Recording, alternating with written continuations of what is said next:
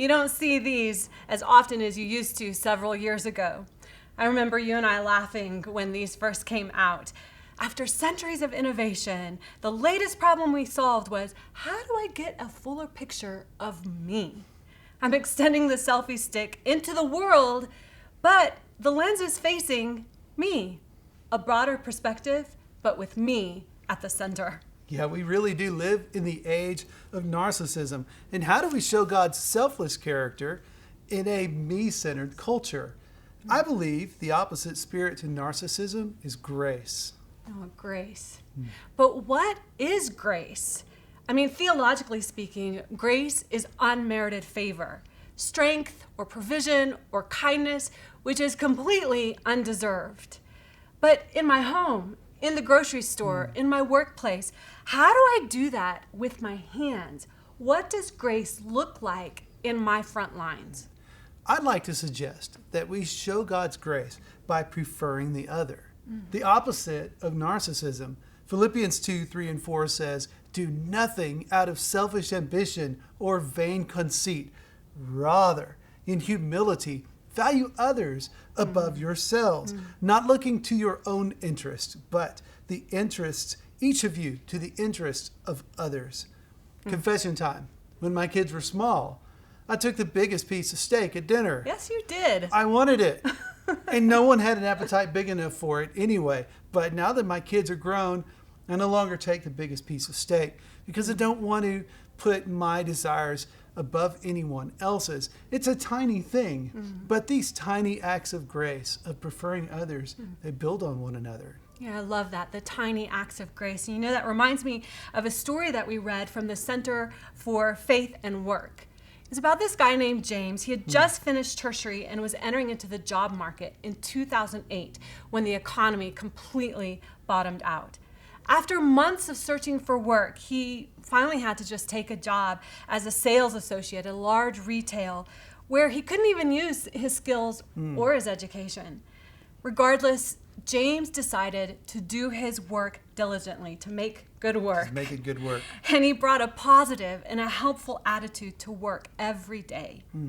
Although many of the other employees made little or no effort to be friendly or to be helpful, James intentionally worked at building relationships with his colleagues. And after a few months, he received a promotion. And his team was winning sales awards after sales awards, and he rose to assistant manager at the company's flagship store.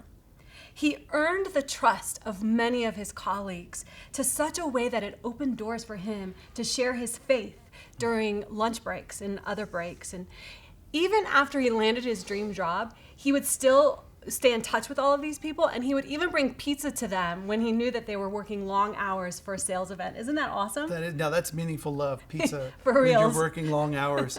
But the thing that's compelling to me about James's story is that he showed grace from a place of adversity. He created a safe space of grace for others to enjoy.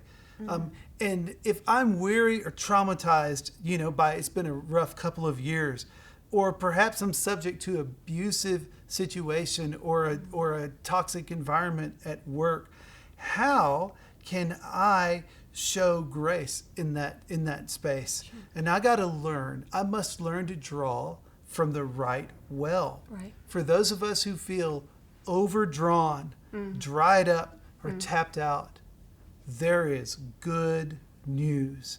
James, not that one, the Apostle James, who wrote the letter in the New Testament, after strongly confronting a group of believers who had fallen into self-centered quarreling, just like the world around them, says in chapter 4, verse 6, "But God gives us more grace."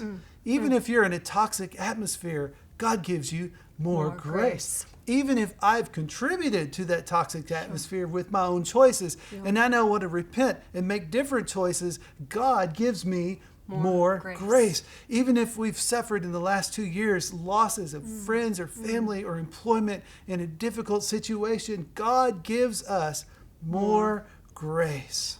More grace. And you know, as God pours his love out on us lavishly and his grace out on us lavishly, it's actually from the overflow that we're able to extend grace and love to others, because we've been loved so well. We've been given grace so well, and we can do that each on our unique front lines. So, instead of telescoping my selfie stick in front of me, I'm extending God's amazing grace, looking through his lens of love for me and love for others. And I'm capturing glimpses in my world of our amazing God at work through me. So we wish you all the best this week. May the Lord bless you with his love and grace as it works in you and works through you. Bye.